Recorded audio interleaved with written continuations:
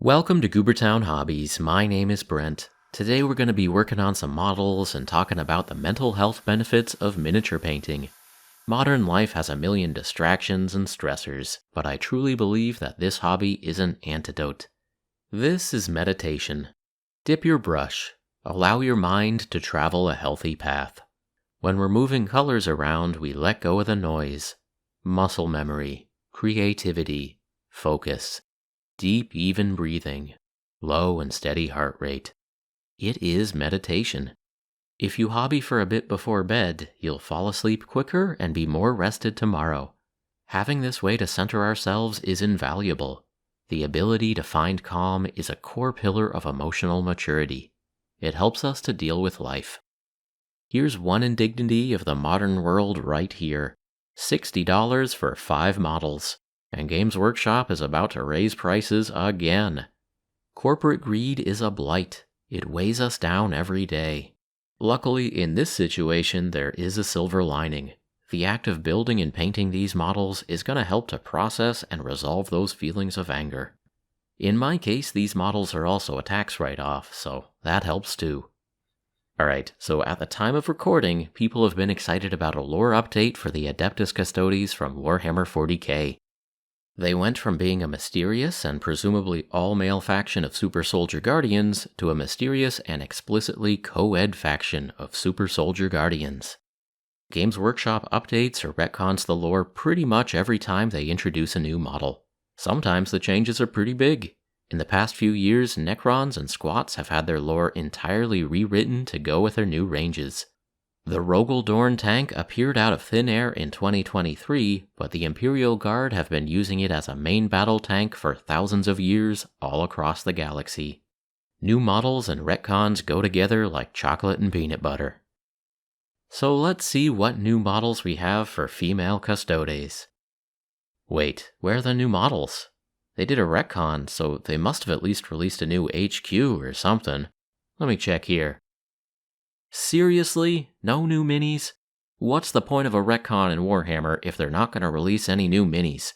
What the heck kind of bonehead move is this? I mean, they could have at least come up with an upgrade sprue or some new head options. I might be willing to pay for an upgrade sprue. Maybe that's on the way and it's just stuck in a shipping crate somewhere? No, that's not it. Games Workshop just never quite follow through with representation.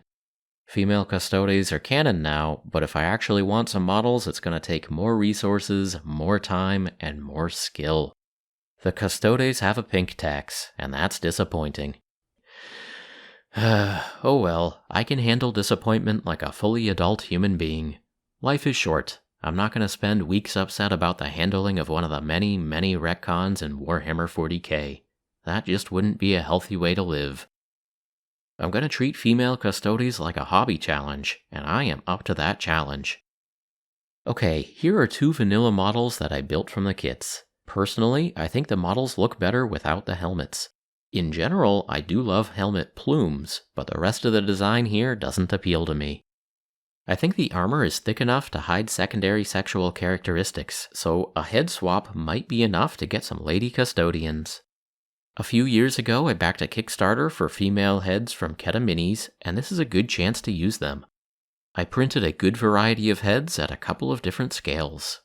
I used hot water to peel them off of the supports, and then I finished curing them with some UV light. Now, let's see what we've got. Normal size is too small, 140% scale is too big, but 120% scale is just right. I picked a head for each body and I got them super glued in place. The tall armored collars prevented me from using certain hairstyles, but I was still able to find plenty of winners. Mohawks fit onto this neck joint with no problems at all. Alright, I've got 4 female custodian guards plus a wild card under that helmet. For wardens, I've got a dude with a beard from the kit and 4 of the 3D printed heads. I took the models downstairs to get them primed with the airbrush. I also used the airbrush to give each model a single color base coat. I'm not doing anything tricky here. This is just faster than layering on the main color by hand. I got 3 models started out with a solid layer of gold from the Army Painter Speed Paint line. It goes through the airbrush real nice. For the other models, I'm using a variety of colors from Pro Acryl, Army Painter, and Reaper. These base coats will be the color that's visible under all the golden filigree. Okay, here we are. We're going to try a bunch of different color schemes and a variety of techniques. I love exploring the minis in this way. I'm expecting that some of these are going to be cool and some of them might not. It's always a fun surprise to find out which ones are which. My Custodes are all getting gold. They either got sprayed with gold all over, or I'm using gold as the primary accent color on all of that filigree. At first I dismissed the speed paint metallics, but then Vince said some nice things about them, and now I'm giving them a second look. This is runny, but it's smooth and it covers pretty well, so I'm starting to come around. Painting the filigree by hand is helping me to get a feel for all the shapes on these minis. This is where painting becomes a meditation. Wash the brush. Dip the brush, move the color around. What did the sculptor intend for this thing to be? What color would look cool? Where else can I put that color on the model to balance things out?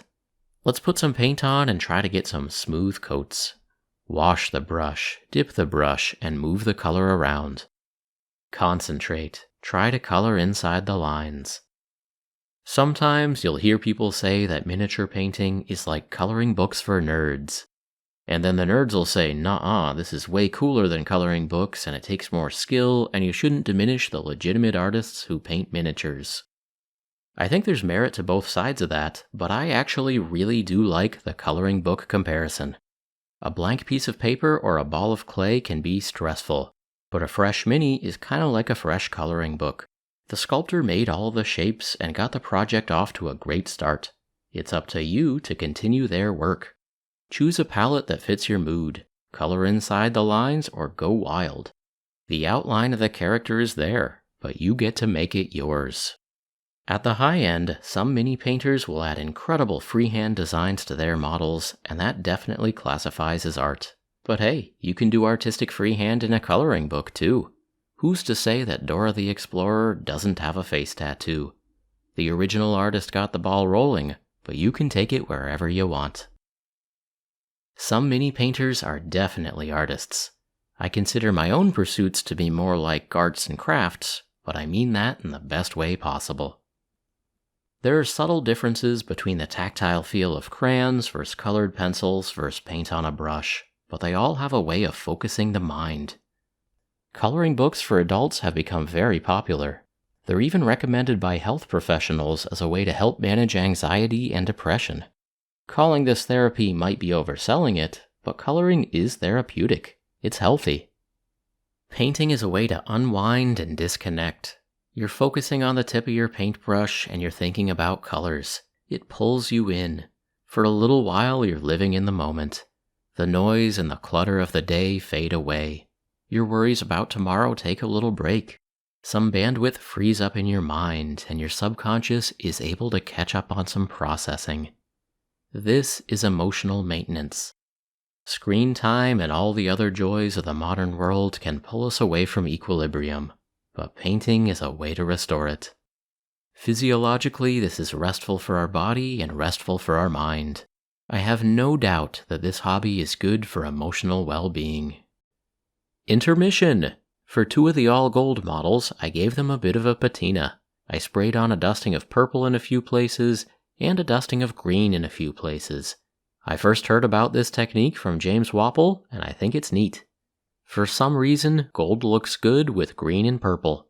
This has the effect of making the gold look older and more weathered. Oh, I almost forgot. We can't have a painting video without slap chop. For one of the 10 models, I'm using the slap chop method. I primed with a dark color, and then I used a makeup brush to dry brush on some bright highlights onto the raised surfaces. This gives a model with a lot of light to dark transitions. I picked some favorite speed paint colors and I went to work. This yellowy ochre clay has always been one of my favorites, and I think it looks okay as a non-metallic gold. Painting with washes like this is fun from time to time, and it's definitely a fast way to get a model painted. I normally enjoy the feeling of painting slower with standard acrylic paints, but sometimes a bit of slap chop really hits the spot. I ended up using a similar method on the blades of the power weapons. Black undercoats followed by a white dry brush. I chose a gnarly old brush for this. I want to see some imperfections and bright spots in the undercoat. There's a bit of a color fade, a bright edge on the blades, and some random spots and scratches. When I put colors on the weapons, there's a really neat sense of depth. There's energy crackling under the surface. I think techniques like this are examples of how there's always something new to learn with miniature painting. New tools, new materials, and new skills. Every time we paint a mini, we get some experience points and we get a little bit better. Sometimes we have big breakthroughs. Other times we're just gradually building that muscle memory. Either way, this hobby comes with a sense of accomplishment. There's progression here. We're getting better at a tangible skill. This is a form of self-improvement. It's good for self-esteem, and it's good for mental health. In addition to accumulating skills, we also accumulate painted models. These are physical totems that we can put on a shelf to remind us of our achievements. This hobby is rewarding on a lot of different levels. So, every video that I make is meant to be evergreen. I want this video to be useful and interesting for years to come. I want the people who watch this in 2030 to feel the urge to pick up a paintbrush. Now, every video is also a time capsule. It's a product of the era in which it was made. If you're watching this in 2030 and you're trying to understand the comments section, well, here's some context. At this moment in pop culture history, nerds on the internet are upset about the gender barrier being broken for the Custodes, one of the 20 different armies in Warhammer 40k. Ain't never been no girls allowed and ain't never gonna be no girls allowed. There are various permutations out there. Some folks say that they're upset that the retcon was sloppy, and I do kind of agree with that. The lore update should have been paired with new models. I think that would have worked a whole lot better. Of course, by the time you watch this video, internet nerd rage may have shifted to something else. There's a whole industry of rage bait YouTube channels aimed at nerds, and they always need fuel for the fire. A diverse crew in Star Trek? Rage. Black Little Mermaid? Rage. Dark-skinned Aragorn on a Magic the Gathering card? Rage. Black Dwarven Princess and a Black Hobbit in the same show? Rage. Princess Peach wearing pants for one scene of the Mario movie? Rage. Brie Larson and Daisy Ridley still exist? Rage, rage, rage. It's predictable and miserable and buffoonish. At the time of this recording, one of the armies in Warhammer 40k has gone co-ed, so the usual suspects have fired up their webcams. I find this brand of nerd rage to be tragic for a lot of reasons, one of which is that there's so little understanding for what the source material is all about. Of course Star Trek has a diverse cast, it's Star Trek. Humans have solved our problems and we're heading out into the galaxy to learn about new cultures. Lord of the Rings is all about inner strength, plus the power of friendship. Outward appearances don't matter, and that's the whole point. Even the smallest person can change the course of the future. And Gimli becomes friends with Legolas, and he stops being such a horrible racist. And Star Wars. This is the big one. Luke Skywalker's entire journey is about learning emotional maturity. It's not an easy journey. It takes 3 full movies and he stumbles along the way, but he gets there. Luke becomes a Jedi by confronting his fears while resisting the temptations of anger and hatred. The dark side is seductive, and once you start down that path, it consumes you. Rage bait videos for nerds prey on the worst parts of human nature. They're fueled by grievance and hatred. This is literally the dark side of the Force, and living like a Sith is not healthy. Anakin became miserable and friendless. Anakin was more of an angry little boy at the end of Episode 3 than he ever was in Episode 1. Meanwhile, Luke grows into a well-adjusted adult. By the end of Return of the Jedi, Luke has become a man. He's rejected hatred and he has triumphed. He has lots of friends and his family is proud of him. Avoiding the dark side isn't just a thing from a fantasy movie. It's legitimately important for mental health. Be wary of anyone who traffics in anger, fear, and hatred. Star Wars and Star Trek and Lord of the Rings are full of legitimately good life advice, and I wish more people would take it to heart. It's harder to find good life advice in Warhammer 40k. The setting is a thematic mess. But I know for a fact that painting the minis is healthy. It's a creative outlet, it builds fine motor control, it's a calm, meditative activity, it increases our attention span, it's a skill that grows over time. Even if nothing else is going right in the world, at least your painting abilities will have some forward momentum. Looking on the bright side of life is really important. There are now female Custodes in Warhammer 40k. That wasn't up to us. What is up to us is whether our glass is half empty or half full. Some things in life are worth getting upset about, but this really isn't one of them. If you burst a blood vessel and have to see St. Peter for this, well, he's gonna laugh at you. There's a phrase that gets used a lot on the internet. Touch grass. It's often used maliciously, but it's actually really good life advice. When we spend too much time on the internet, we can get wound up in stupid things and lose perspective. Too much screen time isn't good for any of us. It's healthy to take a break, go outside, and get some fresh air. Another healthy alternative to screen time is painting models. Sometimes when I see an angry person on the internet, I think to myself, wow, that person could probably benefit from painting a mini. It doesn't have to be Warhammer, it could be a 3D print or a battle mech or something for an RPG. Get some paint on a brush, move it around. Try to remember why people loved this hobby in the first place. Okay, these models are starting to look done. Some are better than others, and that's all part of the learning process. I want to close this video by talking about that final hour before we go to sleep. It's been a long day at work, you came home and you got some chores done. Maybe you found time during the day to get some exercise and eat a vegetable. You've got an hour or maybe 2 that's actually yours before you should probably head to bed. What you do with your free time matters. Recreation is a form of emotional maintenance, and it's important. It's a chance to decompress and reset. You could play some video games. Some games are relaxing, and others are a good form of mental exercise. Other games are going to spike your adrenaline and make it harder to get to sleep. Another way to use your free time is to watch some angry clowns rant on the internet. That's fun and all, but if you're not careful, you'll end up taking on their burden. Through osmosis, their childish grievances may become your own, and you'll end your day with more worries than you started with. Another option is to read a book. This is a good one. It's relaxing, it lowers the heart rate, and the characters in the book show us sides of humanity that maybe we hadn't considered before. Our brain starts exploring some new pathways, and it's easy to fall asleep and get a good night's rest.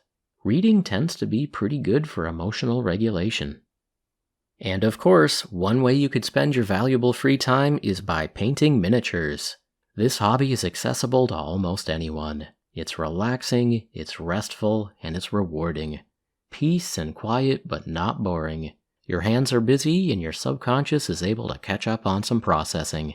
It's easy to get to sleep after a painting session, and in the morning, you'll want to hop out of bed to take a look at your paint job in the daylight.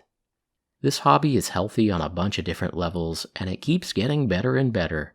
I think this is one of the absolute best pastimes that a person can have, and I love sharing it with people. Well, that's all I've got for this time. Thanks so much for watching.